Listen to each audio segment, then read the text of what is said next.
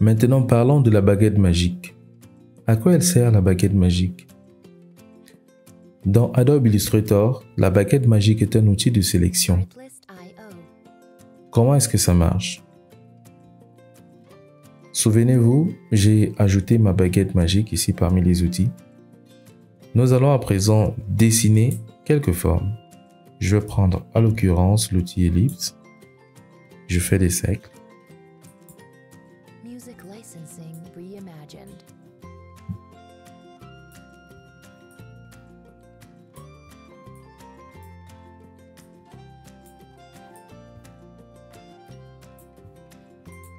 J'ai 6 cercles. Je vais à présent dessiner des carrés.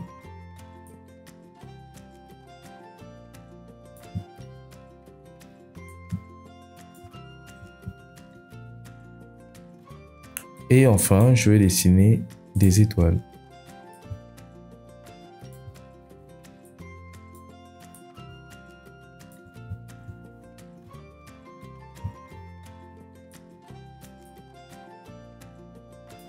Ça, c'est d'une part. Je vais sélectionner le tout avec l'outil de sélection qu'on a vu tout à l'heure. Je déplace vers le haut.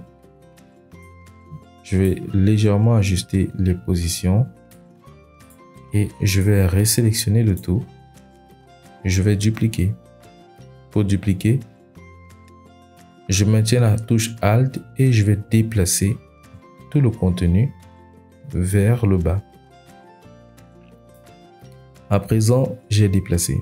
Je vais donc garder toujours la même sélection et je vais changer de couleur. Prenons ce rouge.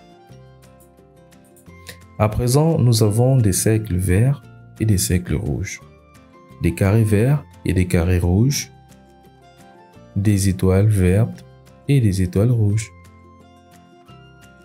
Je vais à présent aller sélectionner la baguette magique. Comment ça marche? C'est très curieux. Je vais sélectionner les cercles et, comme par magie, il m'a sélectionné en même temps les carrés et les étoiles, mais qui ont tous la couleur verte. Je vais revenir. Je vais sélectionner maintenant en double-cliquant sur mon outil baguette magique et j'obtiens une petite fenêtre qui apparaît. Dans ma petite fenêtre, j'ai quelques options que je peux modifier. Ici, on peut constater qu'on a la couleur de fond, la couleur de contour, l'épaisseur de contour, l'opacité et le mode de fusion. Si je décoche couleur de contour, on n'aura plus rien du tout. Alors, je vais cliquer à côté et je viens resélectionner encore. Cette fois-ci, vous voyez, il a sélectionné uniquement le cercle. Si je viens essayer là, il sélectionne uniquement ce carré. Si j'essaye avec les rouges, il fait exactement la même chose. Pourquoi? Parce que on lui a pas donné de l'ordre de sélectionner un groupe. Je vais maintenant venir sélectionner les contours, couleur de contour. Si je clique sur une forme, actuellement, toutes les formes seront sélectionnées. Comme ça. Pourquoi? Parce que toutes les formes n'ont pas de contour. Donc, par conséquent, ils sont tous égaux. De toutes les formes qui existent actuellement sur notre plan de travail, les contours sont à 0. On peut vérifier ici directement qu'on n'a aucun contour. Du coup, ils font tous partie du même groupe, c'est-à-dire le groupe des formes qui n'ont pas de contour. Si on avait des contours, on aurait modifié ici la tolérance, comme ceci, de 0 à 100 pour obtenir exactement les résultats recherchés. Maintenant, je vais décocher ça et je vais venir sélectionner l'épaisseur de contour. L'épaisseur de contour, c'est quoi? L'épaisseur de contour, c'est la taille des contours qu'on aura sur nos formes. Je vais prendre un autre exemple. je vais dupliquer tous ces éléments-là. Comme ceci. Et cette fois-ci, je vais ajouter des contours. Je vais donc ajouter du contour par ici, 4, comme ça, c'est assez visible. Je vais ajouter une couleur de contour, en l'occurrence c'est orangé. Je vais rallonger la taille de mon plan de travail. Et là, on peut voir clairement qu'on a des contours sur les nouvelles formes. Je vais sélectionner les formes en rouge. Je vais changer la couleur de contour pour qu'on ait quelque chose de différent.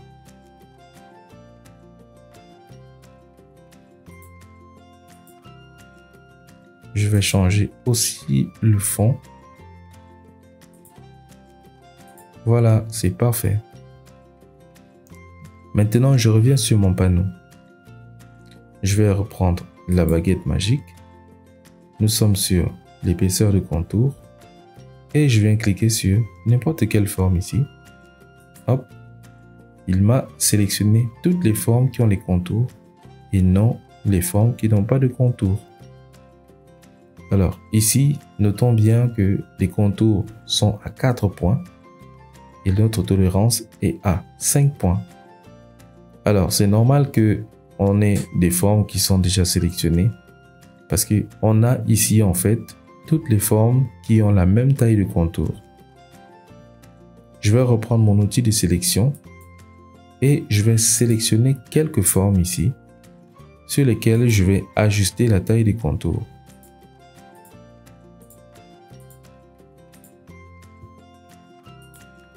Je les mets à 10 points. Je fais pareil avec les autres vers le haut. Je mets à 7 points. On va reprendre la baguette magique et je vais sélectionner, hop, comme ça. Si je zoome bien, on voit bien que là, cette forme n'a pas été sélectionnée. Mais celle-là, elle a été sélectionnée par contre. Ici, on a aussi des différences. On a certaines qui ont été sélectionnées ou alors globalement vers le haut. Les formes ont été toutes sélectionnées, mais en bas, toutes les formes n'ont pas été sélectionnées. Parce qu'au niveau de notre tolérance, nous sommes en moyenne entre 5 points. Et ici, on peut remarquer que les contours sont à 7 points. Donc, nous sommes entre 4 et 7 points. Donc, ça fonctionne. Ici, nous sommes à 4 points. Mais par contre, là, nous sommes à 10 points. Je vais désélectionner. Et je viens resélectionner mes formes qui sont à 7 points. Je vais les mettre à 10 points. Je reprends ma baguette magique et je viens sélectionner. Et vous voyez, les autres formes n'ont pas été sélectionnées du tout. Je zoome pour qu'on puisse bien voir. Je vais donc sélectionner ici contour dans mon panneau. Je désélectionne l'épaisseur de contour. Et en cliquant,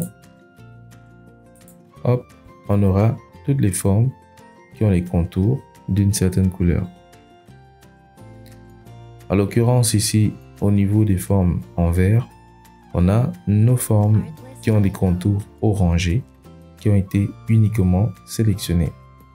Donc si je fais la même chose avec les formes qui ont les contours bleus, on aura aussi le même résultat. Ceci dit, si je viens sélectionner par là, hop, on aura toutes les formes qui seront sélectionnées parce que ils ont 0 contour. On a déjà vu ça. On peut faire la même chose avec l'opacité et les modes de fusion. Je vous donne cet exercice à faire. Vous allez expérimenter vous-même sur Adobe Illustrator avec aussi les opacités et les modes de fusion.